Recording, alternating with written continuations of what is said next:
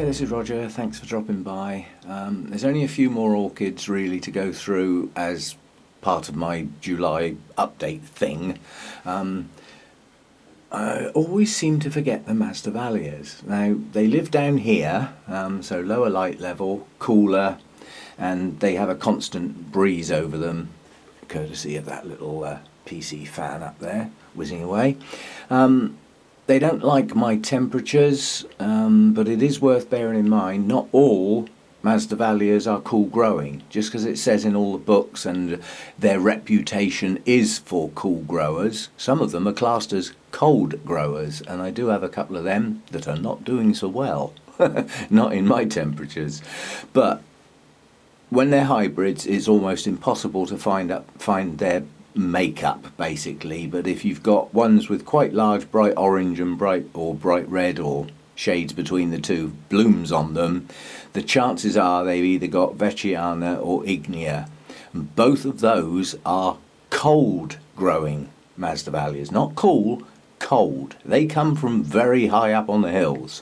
So you know, if you've got quite warm temperatures, unless you can really keep that air moving and good humidity, then they're not going to do too well.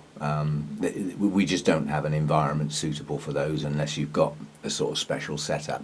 Anyway, my lot live under there. I'm not going to get them all individually out because quite honestly, when they're not in bloom, they all look the frickin' same. It's a bush of nice bright green leaves. Well, when they're like that, they're a good plant. But obviously there's not much to see. There's not much in bloom at the moment. So that's the shelf they live on down there. Lower light levels, they get bright light first thing in the morning as the sun comes round, if there is any. And then from literally about 2 hours later, the light level drops as the sun moves round to the end, and they're shaded by the other plants at that point. I do have one in flower at the moment, which has got a delicate little bloom on it. I don't know whether that's going to focus well enough. But it's a pale colour, but it's got hundreds and hundreds of tiny little red dots on it. It's a very attractive little flower. It might not come over in the film as being attractive. This is a new one for me, so this has only just been potted up. It's a primary hybrid actually. So this one, I could look up where this one comes from. Mainly the elevation is the important bit. How high up the hill does it grow? And the nearer the coast, the warmer it grows. And some Masdevallias grow down near the coast. They're up the top end of intermediate. They're not all cool growing plants, but most of the ones you find, the sort of popular hybrids, are probably need to be classed as cool growing. They need their temperatures kept low. No extreme light levels, medium to low light levels, and the highest humidity you can get. And hopefully they'll do okay. Must not dry out Masdevallias, no pseudobulbs, and although these leaves seem a bit leathery, they do not store much water at all. So you dry a Masdevallia out, you will kill it. So keep them moist, don't drown the poor little things, but that nice even moist that they say is damn near impossible to do. The point you water it, you've soaked it. So the idea is to then let that dry. Head towards dry, but just before it gets there, water it again. That's the best you can do. You can't keep something evenly moist unless you dribble a little bit of water every day. And with orchids, that's never recommended. So, quick look at the Masdevallias. I've got a few oncidiums that got missed last time because of where they live, so they didn't come into that watering schedule. These two are always odd because these are classed as cool growing, so these do have a place of their own. These are my two old-fashioned odontoglossums, now renamed oncidiums, I know. This is the only one in bloom at the moment. This has been in bloom a nice long time, but the lower blooms have now gone. Now this opens quite a bright yellow, and then it fades to this very delicate pale yellow as the blooms age. But that's Golden Rialto. On Odontoglossum if you want to maintain that name, which I do, but now called Oncidium. This one's pushing out a nice new growth, that's my other one, and hopefully when that growth matures it should bloom. And this is this is the original. This goes back to about 1850, something like that, when it was first discovered. And at that point it was Odontoglossum crispum, and it just generated a whole rave about orchids when that first bloomed in the UK. Everybody went mad, must have some of these, put them in my hot steamy greenhouse and promptly kill the poor things, because these are cool growing. They don't like a lot of heat. Also, unlike other oncidiums, they don't like that level of light. They like a lower light level, cooler temperatures, and they need good air movement around them, or they just don't do well. They might stay alive, but they won't do well. So this is now called Oncidium alexandrae, and I believe that name came from a Princess Alexandra back in the old days, something like that. Anyway, that's those two. They're doing nicely. I haven't had the nerve to repot them since I got them. Basically, this media is not breaking down. It doesn't niff if you put your nose near it, so they can stay in there for a while yet. I'll probably be brave in the spring. So that's those two. Okay, this is the last few oncidiums, or rather it's not, it's where they live. This is an afternoon bright light shelf over here. Okay, so this gets very little light until sort of early to mid-afternoon, and then it gets the good light for the rest of the day, if there is any, of course. And again, constant breeze in that area from the little PC fan. Just keep the air moving and everything. Right, what have we got then? This is Masai Red, probably, because it doesn't look like a Masai Red when it blooms, but it's very close. It's probably one of the clones. Now, this plant started to fail, so I had to take it out of its pot and bully it. And basically, I split off the two leads, so there's two plants in there now. It's got two nice strong new growths coming, but this is a massively strong rooter. If you sort of look back in my videos and dig this one out, you know, when it was in full flight, when it was last in flower last year probably. No, beginning of this year. It pushes out masses of really thick, strong roots, unusual for an oncidium type. It's not doing that thing yet, but those two new growths, they're being supported by their back bulbs at the moment, but they will do their root thing soon. Well, they better, otherwise they'd be under the hedge. So it's coming on, it's not failed, but it's not doing as well as it was. Right, what else have we got then? This is, what is this? Oh, this is one of my wildcats. This is Bobcat. Now, I love the Wildcat series because they have nice, bright colours, quite large blooms, quite a few of them on a spike as well, and they perform pretty well for me anyway, and they look like the old-fashioned Odontoglossums, so I just like them. There's three lurking around here somewhere. There's this one, Bobcat, there's Cheetah, and there's Rainbow. So I've got three of the Wildcat set. There's quite a few of them. This one's doing well.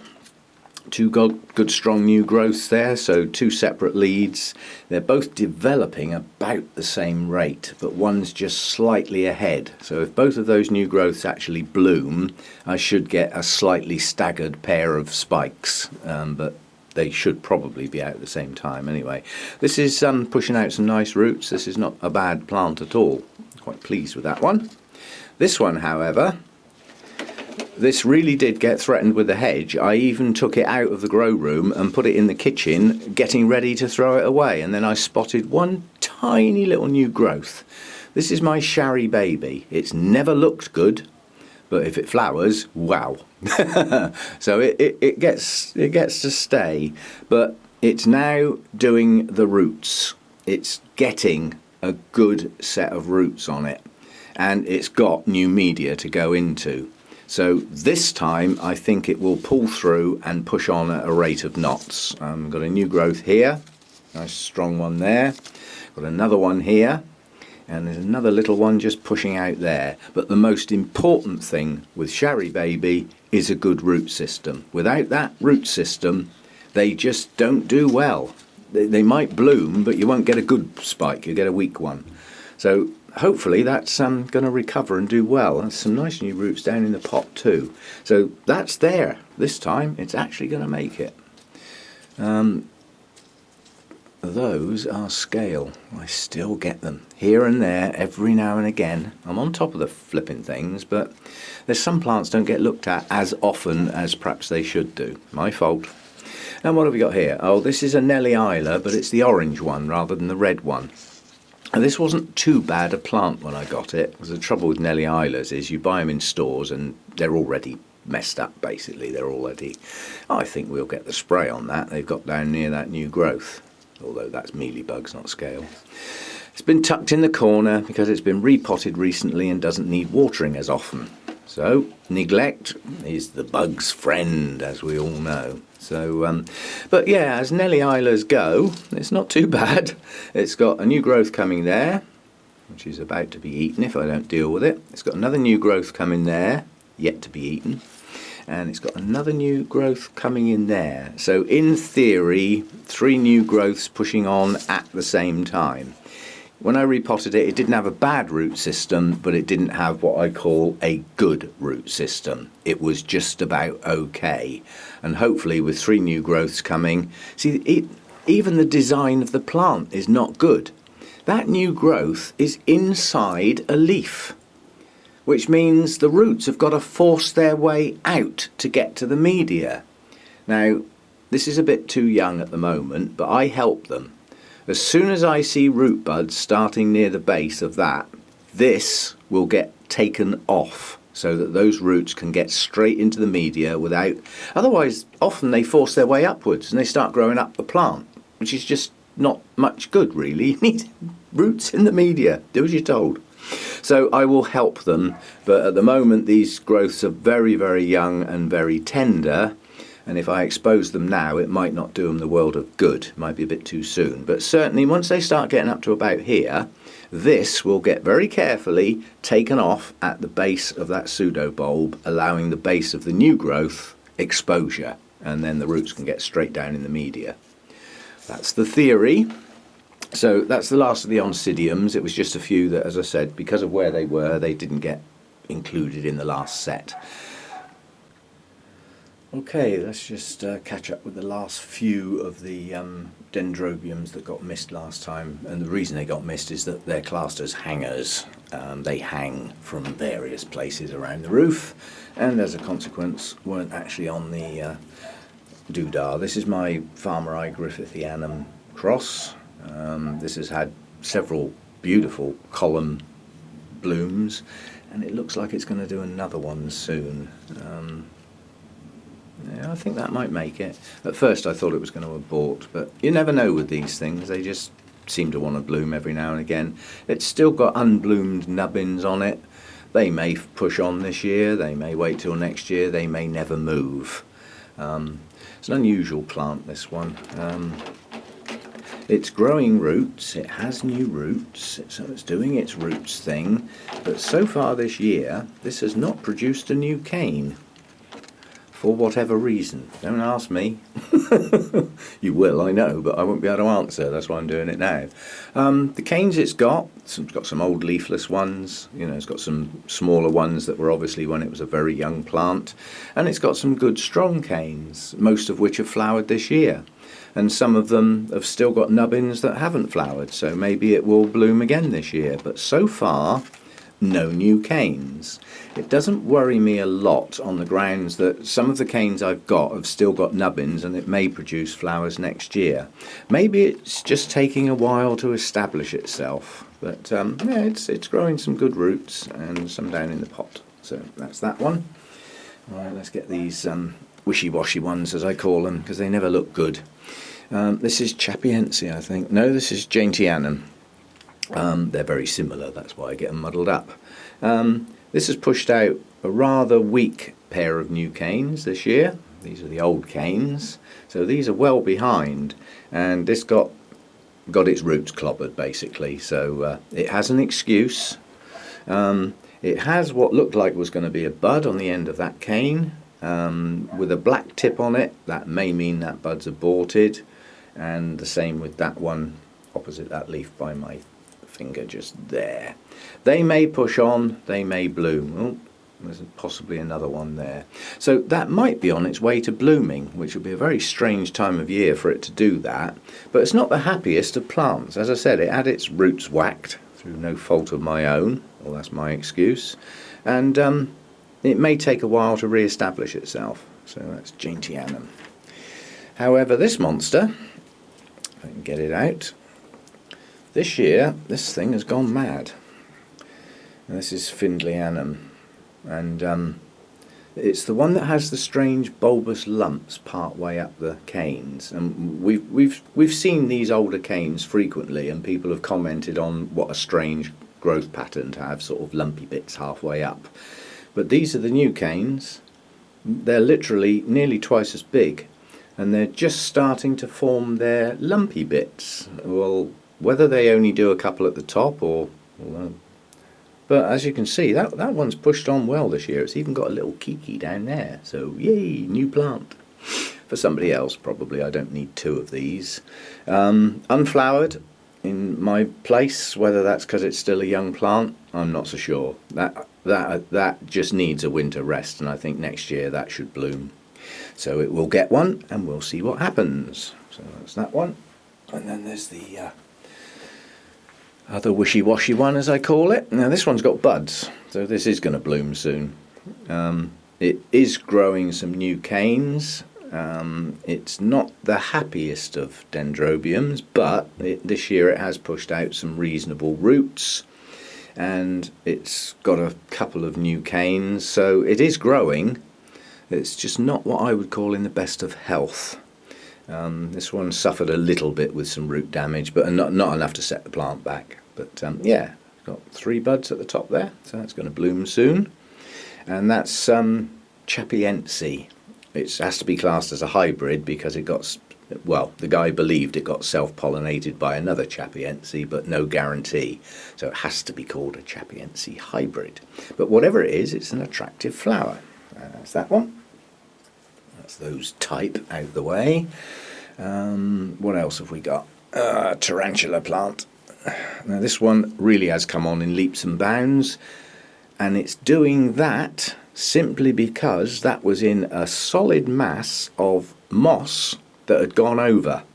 It had broken down but stayed there, didn't fall off. So I hooked it out very carefully, and since I did that, it's chucking out a really good root system now, getting it up into the bark and attaching itself.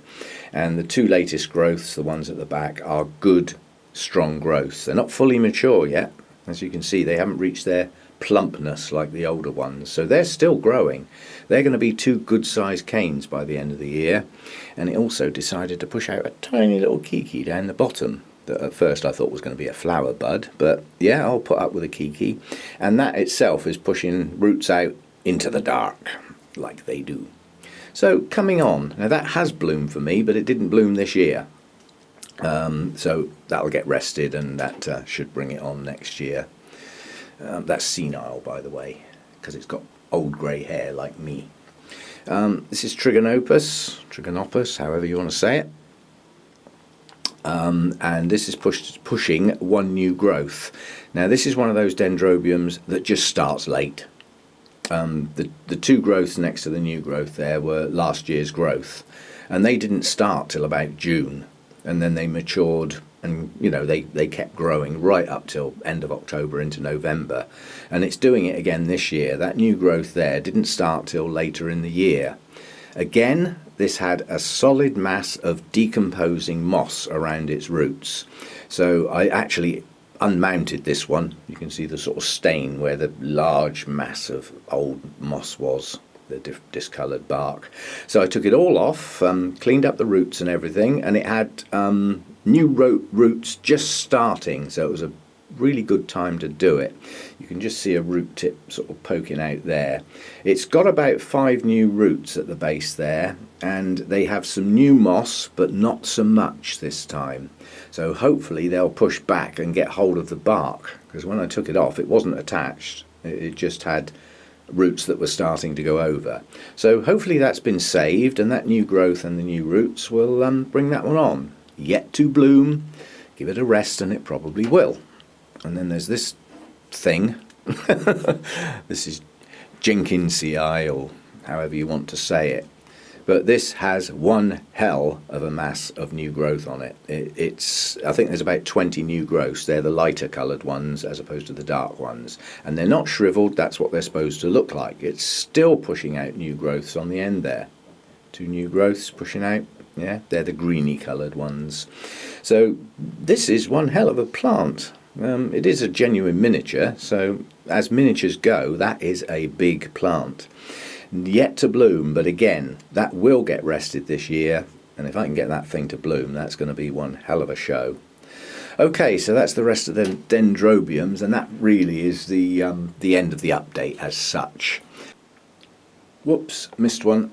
This is Friedrichsianum, and this has really gone mad this year. It's on quite a large mount, as you can see, and it doesn't appear to have the best of root systems, but it is. It's actually an okay root system. It does well on it. And it's one of those that dumps older roots and grows a new set. But, I mean, you can see by the size of the older canes and the new canes that have pushed on, this is coming on in leaps and bounds at the moment. And hopefully that's going to bloom well next spring, having had a decent rest. But yeah, good plant. I'm pleased with that one. It's pushed on nicely. I wish I'd mounted it lower, because if I'd known the canes were going to get that big, if you think it's hanging on a hook and the leaves are now touching the roof and it's down in the lowest place that hook can get. So I'm now going to have to find a new place for this within the next week or so, because those canes haven't stopped growing. They've still got active growing tips, those 2 new ones. So they're going to get even longer, and it's going to be a while before they turn semi-pendulous and start sticking out. So at the moment I've got to try and accommodate that lower down as far as the hook is concerned, but still keeping it up in the bright light. So I'll have to fiddle with that one. Okay, just one I missed. I'll slot that in. Okay, let's have a look at this Seramis project then. Again, the good, the bad and the ugly, I suppose. This little oncidium on the end is one of my favourite blooms. I'll do pop-ups where things have bloomed before, like I usually do. I mean, this is good recovery signs. This is good new root growth. But given how long this has been in there, you know, that's taken months to get to that stage. So I wouldn't class that as a major success. But given that it's got 2 new growths, it's also not a failure. Gold Digger was thrown away. That lived under the hedge for a while. It's pushed up quite a good new growth since it went in here, and there are signs of good roots pushing down into there. I don't know how good, because I'd have to get it out of the pot, but it's saved, so yes. This Odontodia Stribic, there's a set of Stribics of various colours, and they do have blooms that look like the old-fashioned odonts, so I do like them. This has been in here quite a long time, and that so far is all it's managed to do. Now, it was in a hell of a state when it went in there. I can't class that as a success. I do not see serious signs of new growth, new root growth. Oh yes, there is root growth. So yeah, if it's got roots, yeah, it should be okay. So I'll just twist the thing round to have a look at the 3 on the other side. Okay, around this side, this was more of a let's see if things grow better. The Bialara, that has been a rescue plant for years. It just will not get going, but it has got a new growth here, and that is a weak but nonetheless new growth that's not going to mature properly. If it's got roots in there, then it's sort of saved, I suppose, but that's never been a strong plant, so that's really not a good test. And then either side of that are 2 twinkles. Now this twinkle, let's see if I can tip it up a bit, has pushed on 2 new bulbs, and they are maturing. So I can see signs of roots sort of heading down into the pot, so that's sort of okay. This is my favourite, best twinkle, simply because of the colour of the bloom. That has got roots pushing down in the pot, and it's got growths maturing, and it does in fact have a flower spike. first. Oh, it's got 2 flower spikes. Well, no it hasn't. It's got 3 flower spikes. So that one's coming on. But just on the method of growing, it's not for me. Even though, you know, that's a success, coming into bloom, that's a success. There are some successes here. But why I don't like it, because the trays are, well, they're not at the moment, they need topping up, but I'm just about to do a flush anyway. But as a method of growing, I've got 6 plants in a tray, square pots deliberately designed to keep the light out of that water and stop the algae forming. So the water in the tray is in the dark, so it stays clear. But it means that, like that tray sits up there in that corner, and apart from pouring a bit of water in the end there to keep it topped up, those plants just don't get looked at. It's as though I've lost them. They're no longer part of all of this with individual plants that I pick up and I look at and I water them when they need to. These don't get that. They just get ignored. And as a consequence of getting ignored, I've just had to spray Gold Digger down there because it was covered in combination of mealybugs and scale. This one had a little bit round the bottom, that one had a little bit on it, and they don't get looked at. They're not getting the individual attention. So as a personal preference, I don't like it. So the chances are the better plants, what I might do is actually pick, say, 6 that are doing well as part of this project and put them in a single tray and then bring the others out and possibly repot them. That won't be a today thing. That's a sort of decision to make on a gradual basis. The tray down there I'm not going to bother getting out because 3 of the plants in there have already died, and the Masdevallia, which is in the middle one at the back, is dying, but then that is Ignea. That shouldn't even be alive in here, let alone hanging on. But it hasn't showed any progress since it was put in there. The other Masdevallia on the end is losing more leaves than it's growing, so all I can say is it's not happy. So the 2 Masdevallias that got tried that are still alive are not doing well. They don't like it. And the other, literally the other 3, no 2 of the others died some time ago, and the other one was an attempt at getting a Cattleya to go that didn't work. The Maxillaria that's in that back tray, that's the spindly looking thing on the end, is actually doing okay. Last time I got the tray out, there's good new roots pushing on, but that's a sad case, that plant. That was Maxillaria tenuifolia yellow, bought from Burnham's. It's still got the tag saying it's the yellow version, which in reality is like a semi-alba. But when it bloomed the normal colour. So it's not anything special, it's just another tenuifolia. And as such, I'd rather it wasn't part of a Seramis project. I was rather it would be in a normal pot, and it certainly could do with more light than it's getting down there. Okay, so I'm not going to bother getting that tray out. I'll bring the other tray over, we'll have a look at that one. That's the one that appears to be doing much better, looking at the size of the plants.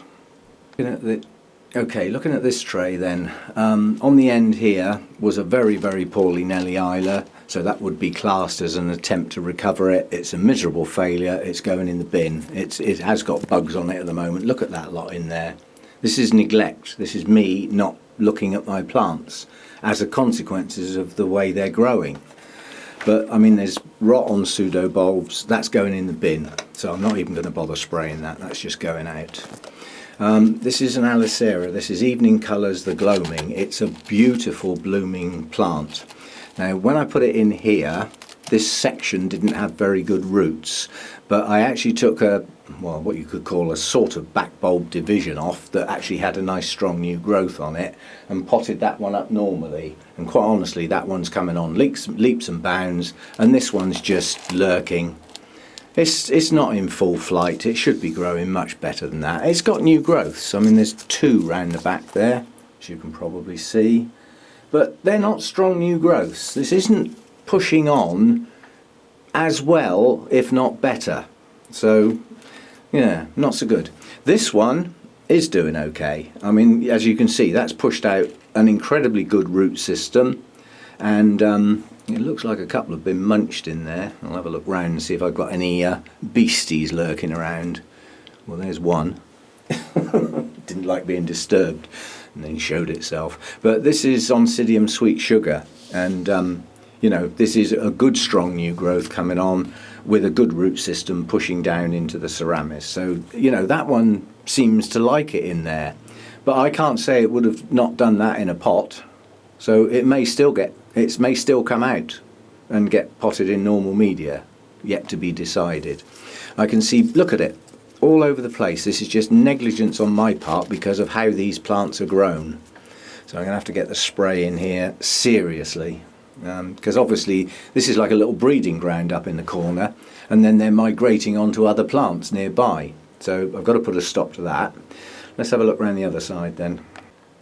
Okay, the whole tray's just been sprayed. I'm touching things with my hands and stuff. All I'm going to do is spread bugs around, so I've just done the whole flipping lot, even though some of the plants will probably get chucked out. Now this one on the end is a Shari Baby, and that is a very good, strong new growth. So I won't say it's happy in there, but looking at all those roots threading their way in between those bulbs and heading on down into the media, I'd say that one is okay. That seems to like it in there. So maybe that one can stay. This is another one of the Sturbics. As I say, they look like odontoglossums. And this again has a strong new growth, but I'm not happy about that brown staining. But then it is on an external sheath, one of the earlier parts of the progression of the pseudo bulb, and everything coming out the top is okay. That was a poor plant when it went in there, and well, if I just move that, you can see it's that new growth has put out a lot of roots. See, I don't even, because they're constantly wet, the roots are that colour, they don't even look nice. I like the white roots with the green tip, and the green tips are buried down in there. And then this one on the end, this was a good plant once, and it keeled over basically, so it is now a 3 back bulb division with a new growth. And yeah, we do have roots down in there, so that would now be classed as a rescue plant. So that's it. That's what started out as 18 plants. It got whittled down to whatever 18 minus 3 is, plus 2 dying Masdevallias, yeah, and 1 plant that's going to get thrown away. So that's 6 gone, 12 left. No, that's not a good percentage in my book.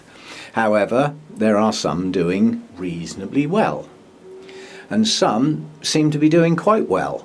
So I wouldn't write it off as a bad idea. I must admit I would have preferred to have had the larger Seramis, not the small stuff. But the Oncidiums, you know, they're relatively fine rooted. They don't need great big chunky stuff. But they do still need some air, which is why I put a percentage of lacquer beads in there as well for a larger sort of unit. And these are unusual lacquer beads. They don't hold any water. I've done experiments, I've left them soaking for a week and the water doesn't go down, and literally you take them out of the water and they are bone dry in a few minutes. They don't hold water, they are unusual. So all they are in there for is a bit of extra aeration around the sort of media. They don't hold water, only the Seramis holds the water. So anyway, as a project, what's going to happen now is each plant is going to get flushed through with RO water from the top and literally flushed away. That water will be binned. And then I'm going to clean the trays out, put some fresh water in there, and they will get some of my organic fertiliser. Quick break, I need to go and get it. Okay, somebody specifically said what fertiliser am I currently using and what do I spray my bugs with. So these are the only 2 things actually getting used at the moment.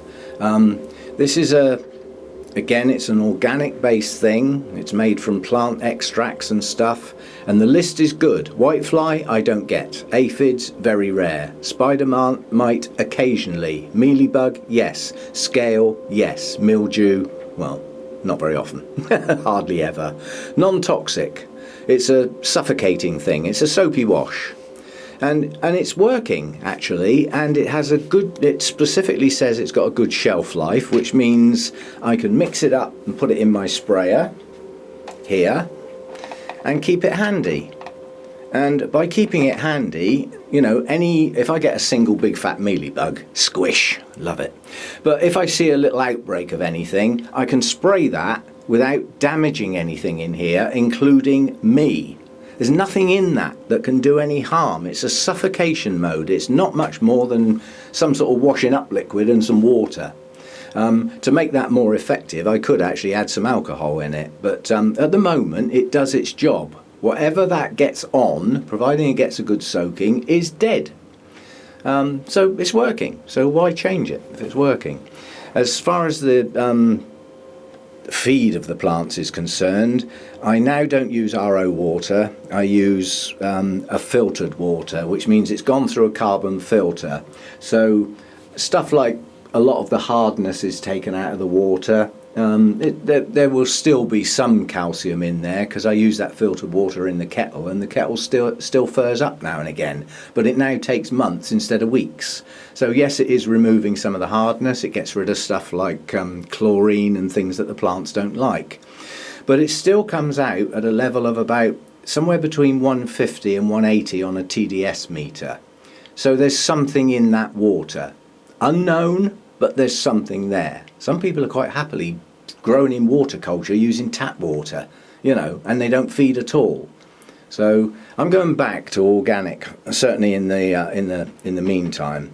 I've also found out, which took a lot of doing, that analysis there of what's in this, which has got auxins. Now, because of a previous hobby, my bonsai, I know all about those little beasties. You can use them on your bonsai to control growth patterns.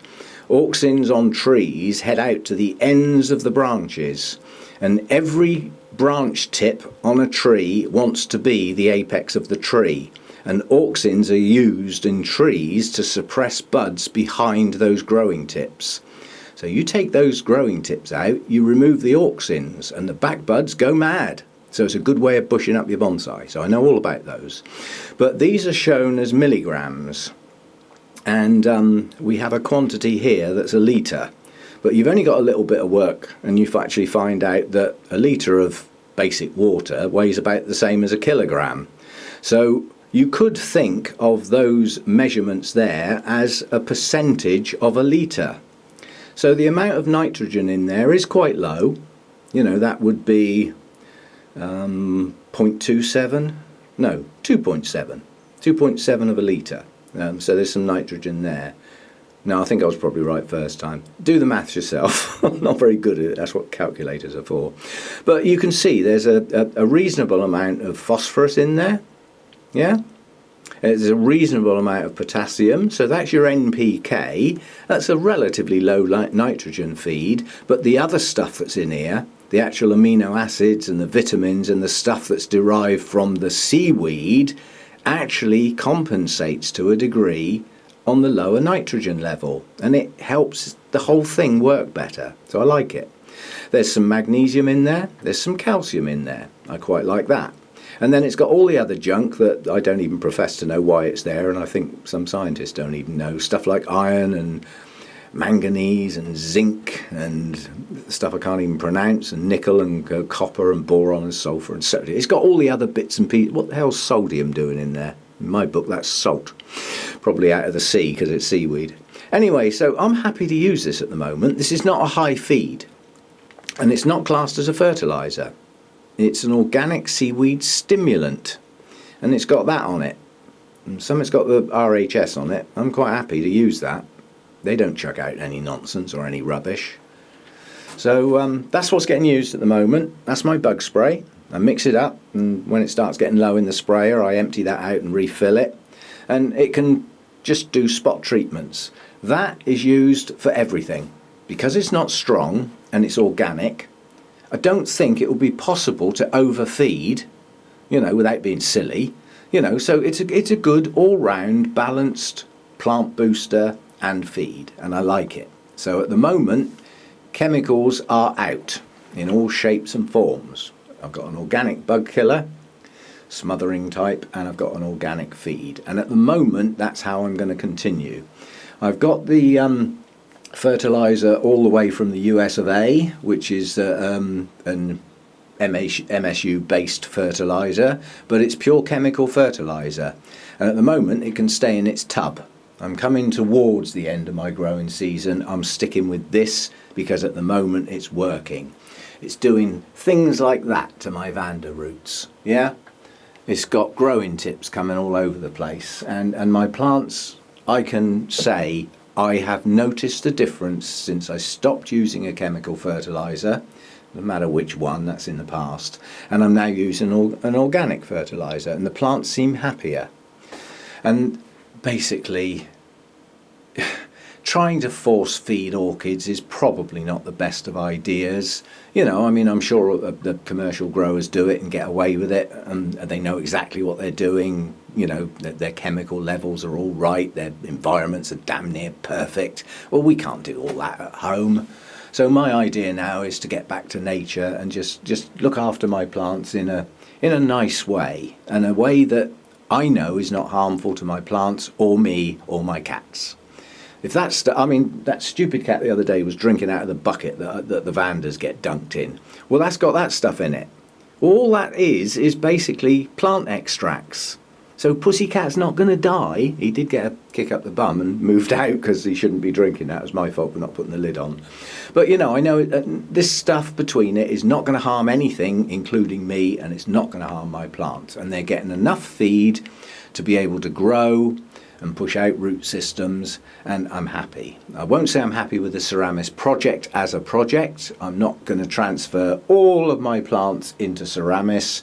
In fact, I will probably be taking some out and repotting them back into normal media, and hope the shock doesn't kill them. Okay, so that's where I am with that lot, and that really is the end of this main update. That's the Seramis stuff done. I've finished off all the plants, so hope you've enjoyed the little series, and from now on for a while we'll just be doing like new blooms opening and the normal sort of stuff that other people do. And talking of new blooms opening, Show Off's about to open again, Harvey Annam. It's just nothing but a show off. Anyway, so that's where we are. Thanks for dropping by, thanks for watching, and see you next time.